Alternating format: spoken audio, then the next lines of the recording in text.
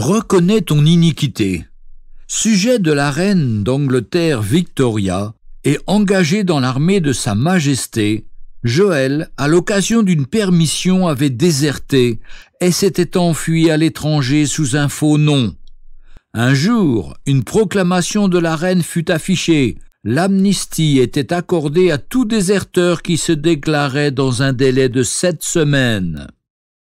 Joël réfléchit longtemps, se renseigna, puis, prudemment, il écriva une lettre à l'adresse indiquée sur les affiches.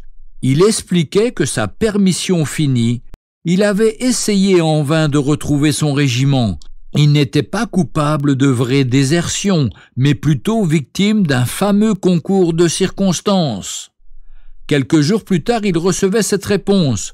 « Nous vous faisons connaître que notre service ne remet des certificats d'amnistie qu'aux seuls déserteurs.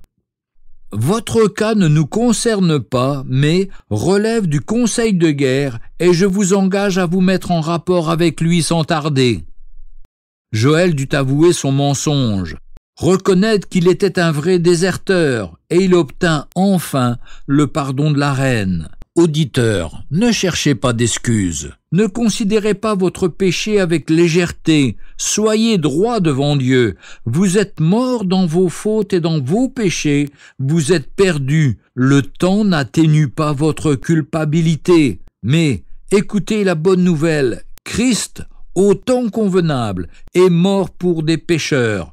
Romains 5, verset 6. Il est venu chercher et sauver ceux qui étaient perdus. J'ai dit, je confesserai mes transgressions à l'Éternel, et toi tu m'as pardonné. Psaume 32, verset 5. Heureux celui à qui la transgression est remise. Psaume 32, verset 1. Retrouvez Un jour une histoire sur www.365histoire.com.